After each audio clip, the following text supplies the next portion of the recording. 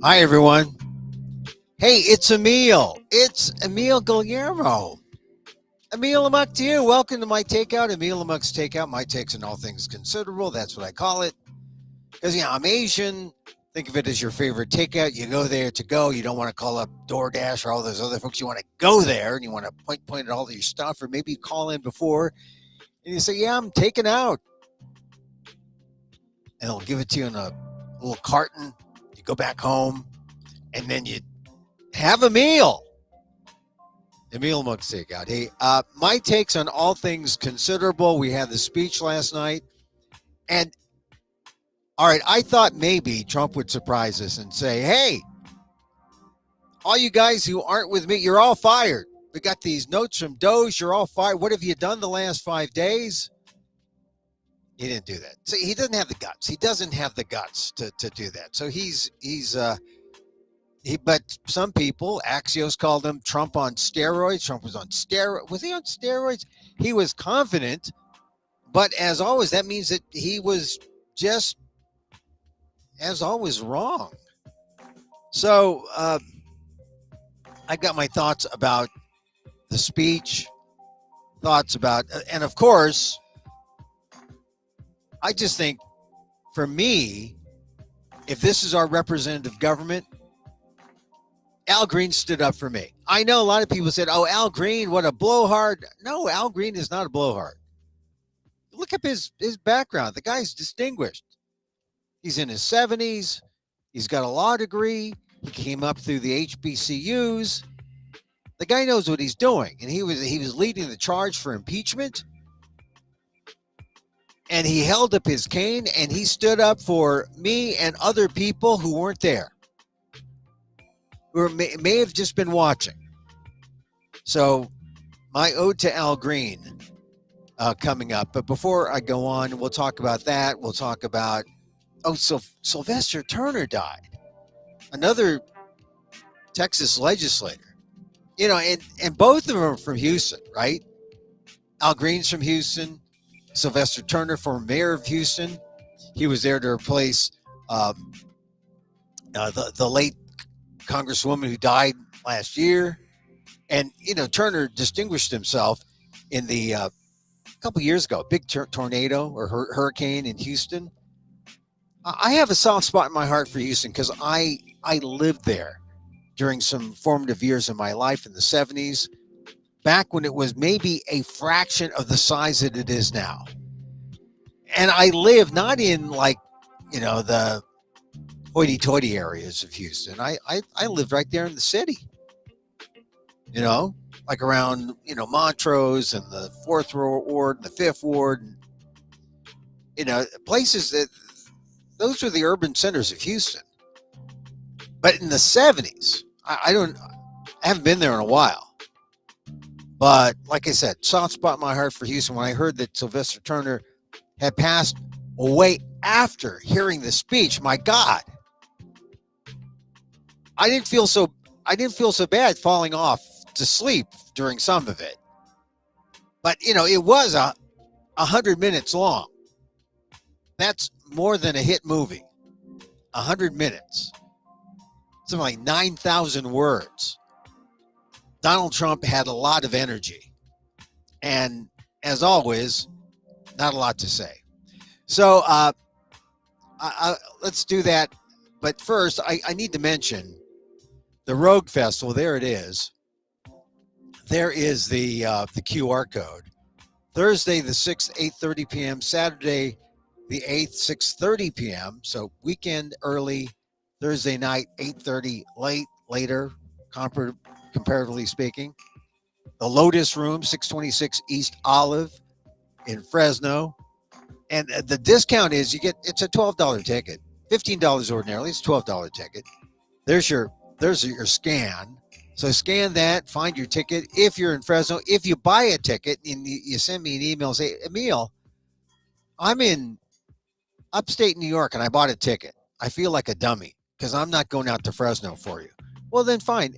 You send me something. I will send you a link to a recording. Then I'll put out the best recording. I'll put it out on one of the streaming sites that I use, or one of the sites I use, and you can go see it. For the price of the ticket. There it is. That's my Emil Amok guarantee. So it's Thursday the 6th. It's at the Fresno Rogue. I love this festival. Some good people. Here's some reviewers. Manhattan Digest said comical, often profound observations. This is in general about my performances. Not this specific performance. Emil Amok 69 is what it's called. It's a built-in tease. Emil Amok 60 is sort of like your favorite pho. When you go to a pho restaurant, there's pho 65, pho 78. Usually coincides with when people immigrated. Emil Amok 69, possibly the pho thing. Maybe it's something else. Maybe it is, in fact, talking about, I don't know, Jimi Hendrix, talking about numerology, talking about sex. Then this is what the Orlando Weekly said about my work. Stand up, monologue, rant, enjoy keeping pace with Guillermo's brilliant mind. Oh, I'm humbled by those words. Funny, poignant. That was in the Orlando Weekly. And just late yesterday, I found out I got reviewed. Got reviewed again by the distinguished Kings River Life online magazine, kingsriverlife.com. The reviewer, Mallory Moad, wrote, Emil Amok 69. Emil Amok Guillermo has returned to the Rogue Festival with Emil Amok 69. In this one-man production, Emil explores the issues that have created a nation where up is down and top is bottom. It is a potentially touchy subject, and Emil, a former NPR news host, doesn't hold back his feelings. In a style that is closer to storytelling than diatribe. That's true. Emil uses references to Jimi Hendrix, class differences at Harvard, the lack of diversity in the crew of the Titanic, and the political history of the Philippines to support his points of view. Describing himself as a real news guy who does comedy, he effectively uses humor to prevent the show from becoming a doom and gloom rehashing of current events. A riff on numerals as sex acts had the audience in stitches, as did an imaginary description of a certain political figure in Lululemon yoga pants. I wonder who could that be? That was a good bit that night. Emil also includes some personal anecdotes, including a touching recounting of his early conflicted feelings about his trans daughter. I was delighted when the spirit of his deceased father, a prominent figure in last year's show, made a return appearance. Yes, he does come back. My father. Of course he does. Willie Guillermo in Emil Amok 69. Emil concludes this thought-provoking performance on a high note, however, after offering words of encouragement and affirmation. He leads the audience in an unconventional, cathartic yoga exercise that will leave you in a positive state of mind. And that is one of the nicer reviews I've ever received. One that gets it, that's with it, that understands what I'm doing, and is, critical in a way. I mean, that is helpful, is observational about what it was like to be there in the performance, and it's in Kings River Life if you want to see it, kingsriverlife.com. So I got reviewed for this show. Come see it, Emil Amok 69. And of course, I do these things because I just love doing this, right? I mean, some people like to play golf. Some people like to play tennis. I like to get up on stage and hold a microphone and be somewhat humorous and talk about the stuff that I followed all throughout my life in my columns, which incidentally you can find on Inquirer.net, because it's a big newspaper in the Philippines.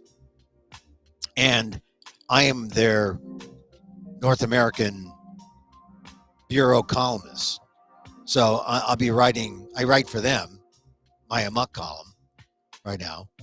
Big news organization. And not only are they a big news organization in Manila, but they are the voice for the diaspora community of Philippine. Diaspora happens to everyone, right? If you're a far-flung anyone, but meaning the Filipinos especially, they are far-flung because they can't make it in the Philippines.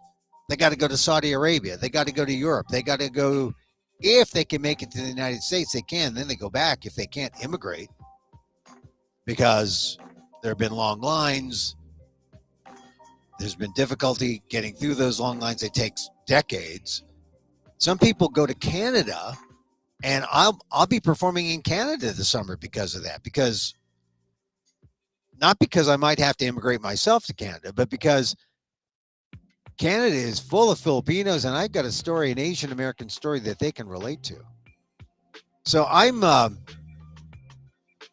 looking forward to that. Anyway, see my columns, Inquirer.net. Let's see, also on Substack, and my older columns on ALDEF, the Asian American Legal Defense and Education Fund, still up on the ALDEF blog. You can see what I wrote about the campaign, but the newer stuff at Inquirer.net. So anyway,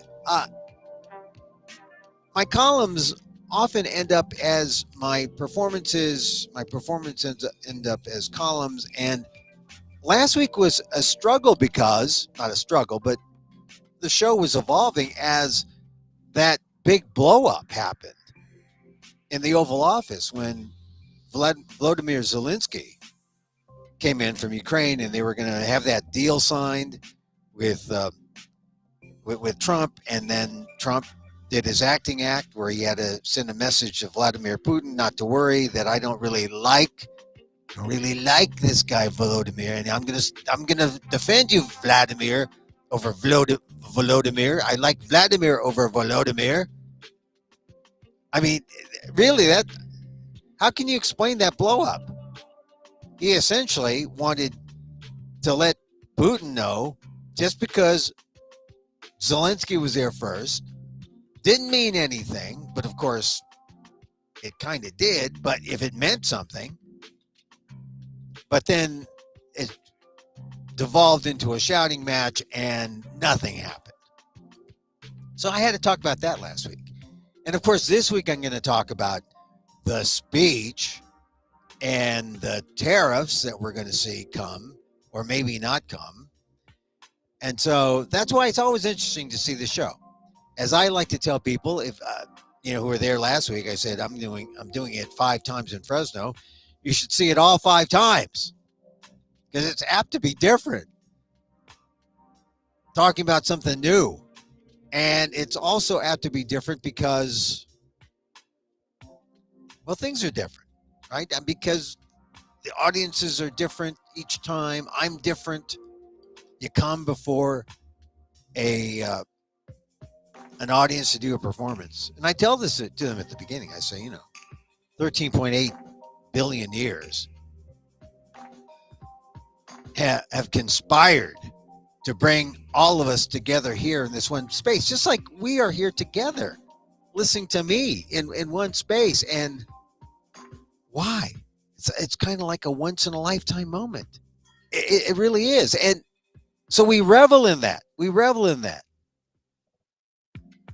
Anyway, Emil Amok 69, Thursday the 6th, 8:30 p.m., Saturday the 8th, 6:30 p.m., the Lotus Room in Fresno. And as I said, if you can't make it, buy a ticket, send me an email, say, I bought a ticket, and I'll send you a link to a recording of the show that I'm doing. We're not doing it live, a live stream. We're just recording it and then sending it out. And if you're watching the screen now and you love QR codes, everyone loves QR codes. There's a QR code for you. That's a QR code. And get your ticket information there. Or you can also go to amok.com and get your ticket information. Yes. And we got our swisher working again. And of course, I need my hands free so I can do this, so I can switch myself back. And so I'll just put the QR code big on the side. So here we are. So that speech last night, the one that killed Sylvester Turner, all these guys in their 70s. I think, Sylvester Turner was 70. Al Green, 77, leading the charge. A lot of people say that, oh, that was wrong. He took the bait. No, I think it's important for the Democrats. I think yesterday was just right. You didn't see a mass demonstration. You saw some people there holding up signs, that it said, false. Whenever there was a lie, they held up a sign that said false. I like that. I think it was more subtle than not, more subtle than Marjorie Taylor Greene, more subtle than all the MAGA types who tried to shout down Democrats. Still respectful. But I really like the fact that there was Al Green out there, out in front. So this is my column I wrote today. The president's speech, he doesn't really like people like us. I don't think he really likes America. Putting tariffs on us. I said, the president, I call him CFDT 34. You know why, right? Because the First Amendment says I can. And because it is a statement of fact. CFDT 34 stands for convicted felon Donald Trump, 34 counts. Fact. We shouldn't forget that. It colors everything he does. He's not just a wealthy white man who likes to put his brand name on products and companies like casinos that often fail miserably. Remember Atlantic City? How do you lose running a casino when you have a built-in edge? Now he's put his brand on our country, Trump Co., and it's going to cost us. Just remember, he has a criminal mind. He's on the grift. Can we, the people, really trust him? Judging from Tuesday night's joint congressional address, he's also the most long-winded president to address Congress, turning the address into a partisan rally rather than a speech that could have united the nation. And he still wants Greenland for some reason. Because it's there? I think we're going to get it. One way or the other, we're going to get it. That's what the president said. Like what? Like the U.S. got the Philippines? Let's hope not. He cheered giving tax cuts to the rich, not to people on Social Security, Medicare, or Medicaid. He bragged about cutting government waste. Hundreds of billions, he said, was found by Musk's Doge team. He didn't specify and was probably lying. Hundreds of billions. But yes, we're all for cutting things that don't matter, but who defines that? If it's Trump, he's bragged about the end of wokeism and his cuts to diversity, equity, and inclusion programs in federal government. That would mean including Filipinos and Asian Americans and people of color in government. DEI usually helps people like us, unless you're one of his billionaire friends, and then it doesn't matter. Trump really doesn't like us. He doesn't like Americans like us, unless you're one of his billionaire friends. And then it doesn't matter, like I said, unless we're like him, rich, and quite possibly stupid. Our representative government at work, and that's what I saw last night when I saw Al Green. If you were watching this speech, great. You didn't have to be there. That's what our representative government is all about. But right at the beginning of the speech, one brave congressman stood up for the rest of us. It was Al Green, Democrat of Texas, 77-year-old from Houston, an alum of Florida A&M, Howard University, the Tuskegee Institute, and the Thurgood Marshall School of Law. All Americans have more in common with Green than, say, with Elon Musk, who got applause and praise during the speech. For Green standing up, Speaker of the House, Mike Johnson, Republican, Louisiana, banged the gavel and yelled, "Members are directed to uphold and maintain decorum in the House and to cease any further disruptions." I wish I could bang the gavel on Trump to maintain decorum and cease further disruptions on America. Consider the chaos exhibited by CFDT 34 in the first 6 weeks of the presidency. By CFDT 34's own count, 100 number of executive orders, 400 executive actions, but they include things like holding up money already appropriated by Congress to help Africa with food and medicine. The courts are now deciding if his actions are illegal or unconstitutional. Will the rule of law apply, or is the president's powers above all? As CFDT 34 says, he who saves his country violates no laws. Well, the founding fathers would kick CFTD 34 out for a bad impersonation. Of course, that line was, or is said to have been, said by Napoleon, not a founding father, but a dictator, an emperor.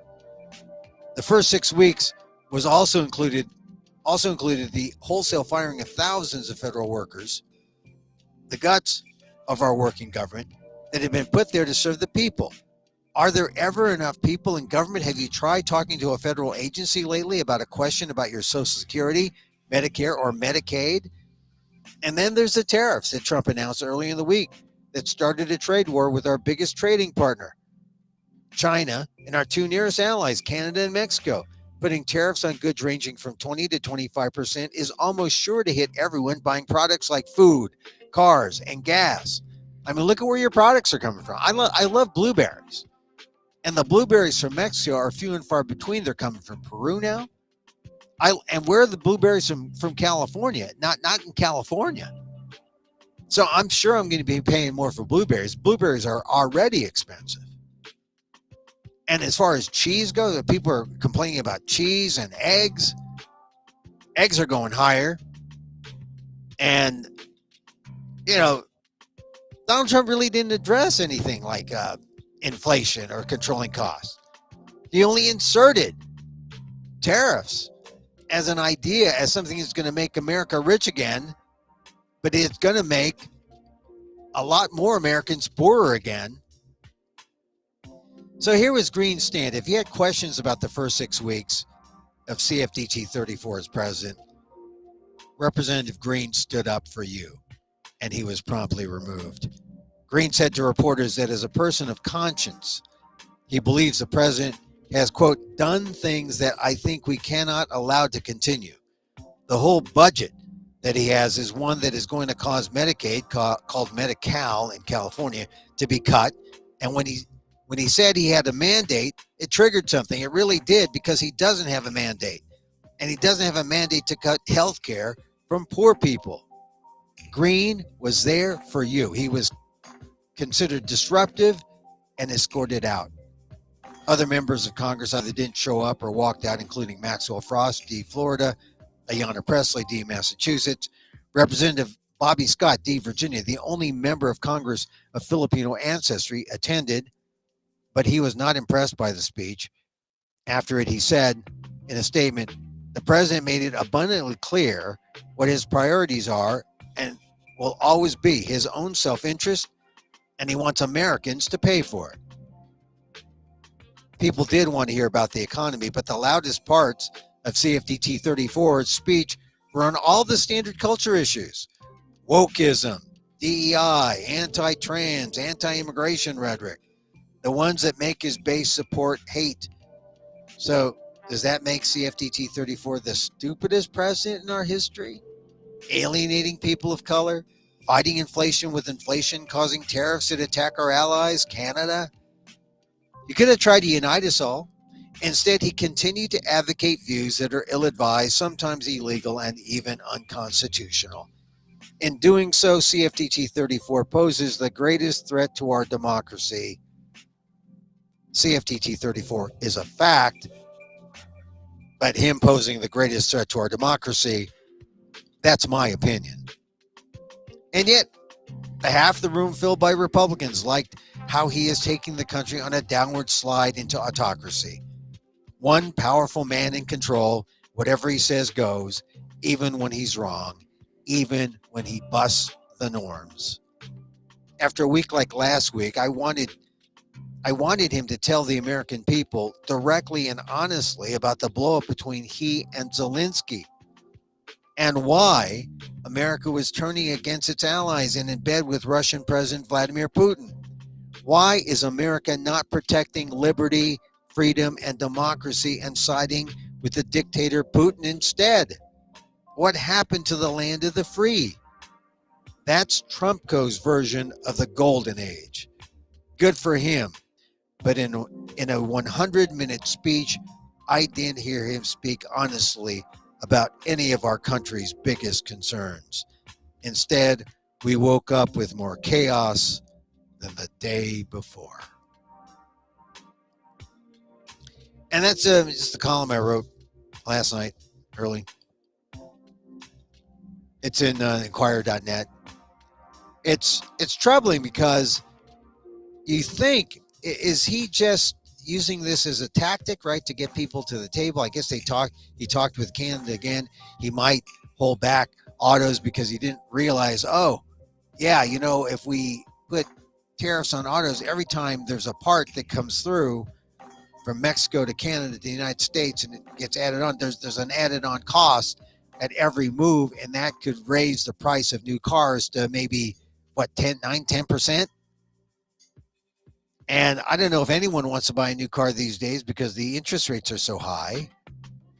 So we really got a problem. We really have a problem here because we have a president who is not talking about the things that got him elected. By the things that got him elected, I'm talking about, inflation, cutting inflation, prices, making sure that, we aren't hurt by hurt at the gas pump, hurt at the grocery store. They did a thought bubble of what percentage of the speech he gave to different things. He talked about tariffs or immigrants and crime, right? Because immigrants, the immigrants are bad, right? The immigrants. 9.49 seconds. This is according to CNN. They did a thought bubble.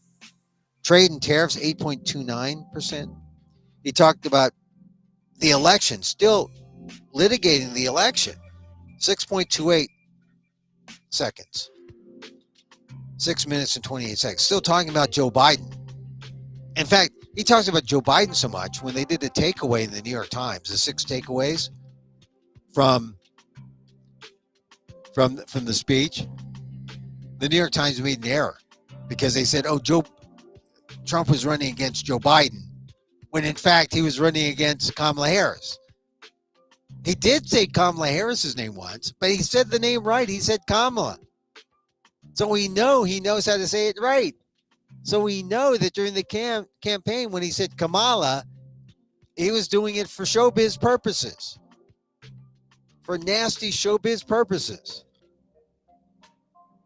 Anyway, LGBTQ is next, 5 minutes, 20 seconds.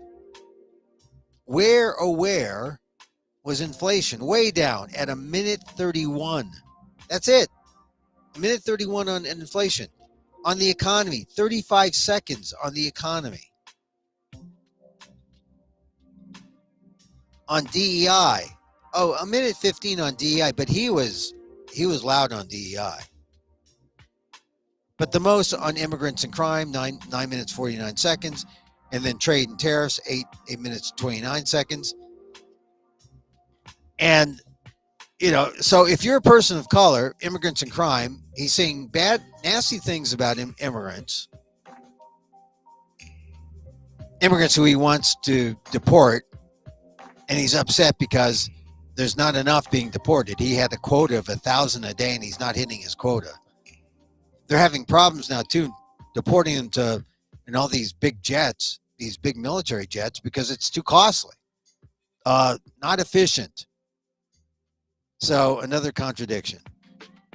So this is the world we're in.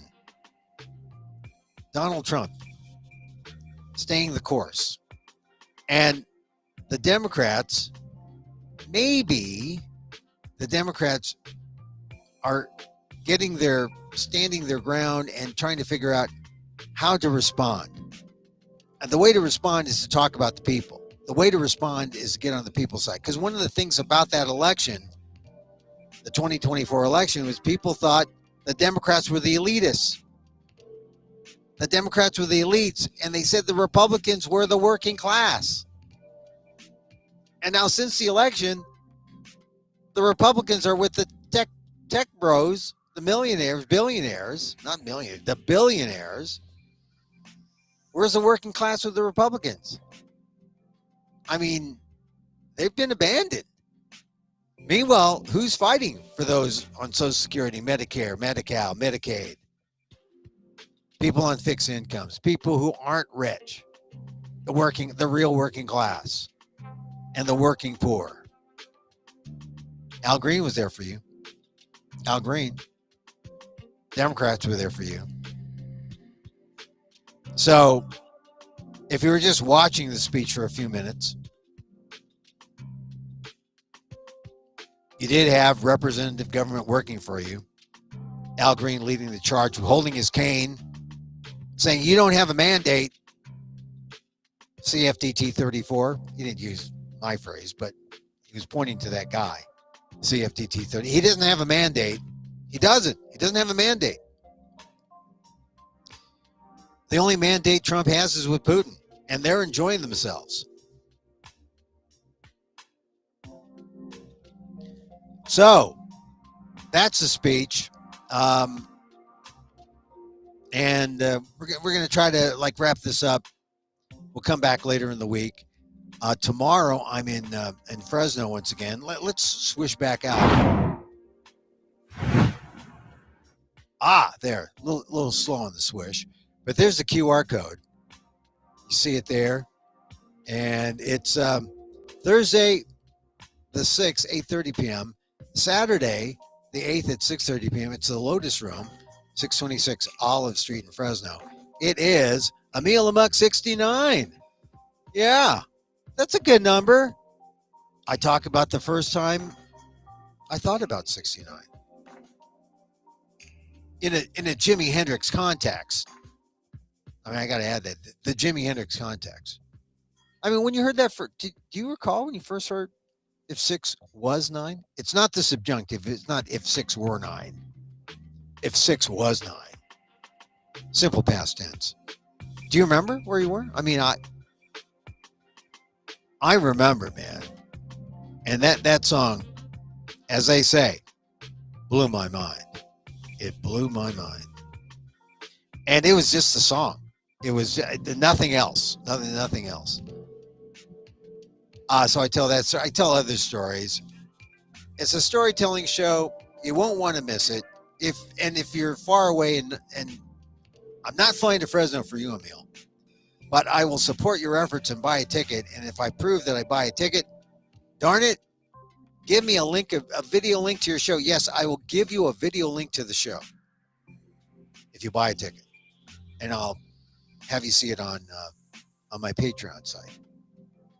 That's the plan. I got to get a good video. These last 2 days are going to be the best, and then I'll put it out. And if you buy a ticket, or you wait, you can buy a ticket on Patreon. We'll do it that way. All right. So there are lots of ways to support Emil Amok and his endeavors. They are endeavors into American culture. So there's the we'll keep the QR code up. I even tell the story about the Shine Challenge because I was there during the first month, and it was kind of dovetailed, all these things happening. Shine Challenge, DEI. I was staying in a hotel near the Ukrainian village where every time I can, my heart desired potato pancakes and borscht, I can get it and dine underneath the Ukrainian flag. That doesn't color my view, but it gave me a certain sense of empathy through food, through the Ukrainian food. I'm thinking about Ukraine all the time whenever I'm in that part of New York, the East Village. How can you not? Right? So, in fact, let's do this. See? We're thinking about you, Ukraine. We're thinking about you. You got to see this on YouTube. It's my special background. Thinking about Ukraine. And I think that what happened today is kind of interesting because Zelensky apparently wrote a letter saying, yeah, I'm ready for peace.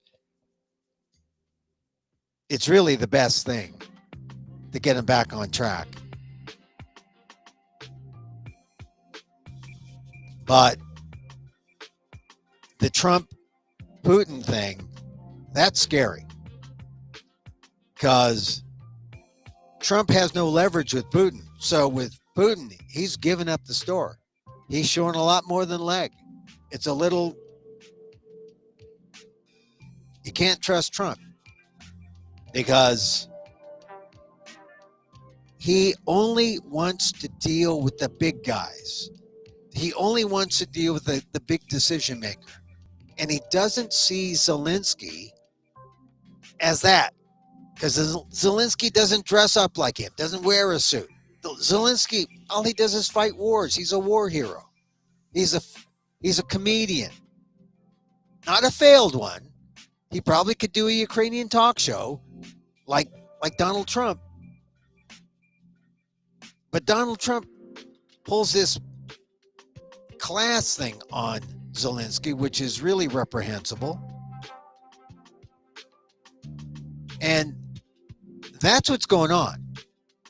Trump only likes to deal with the bullies, only like the strong guys. So that's why that UN vote, where the UN had that declaration, Russia should withdraw. Russia voted no, North Korea voted no, China voted no, and the US, leader of the free world, joined them in voting no. That was sad. That was sad. That is enough that you turn your freedom-loving stomach. That was just, that tells you all you really need to know about Donald Trump and why he's wrong for America. Because maybe he hates America. He only likes the rich, and he only likes the rich and the strong.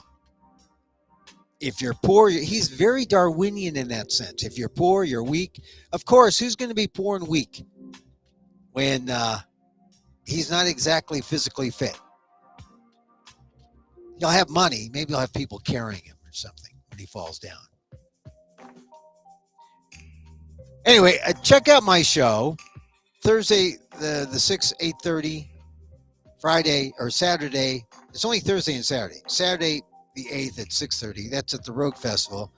The Tower Lotus Room in Fresno. Tickets at ticketleap.events. You can find it there. You can go to the QR code and find it. Okay. All right. We're going to end with a little meditation because loving kindness makes us kinder than we would have been. Yeah, we'd be amok. We'd be amok today. But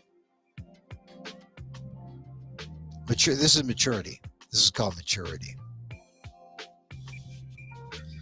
And I learned it from yoga folks like, Sharon Salzberg, people like that. The loving kindness meditation. And so, as I wish for me, I wish for you. May you be safe. May you be happy. May you be healthy. And may you live with ease. Emil Guillermo here. Emil Amok 69 coming to Fresno Thursday and Saturday. Till next time. Mahal Kita.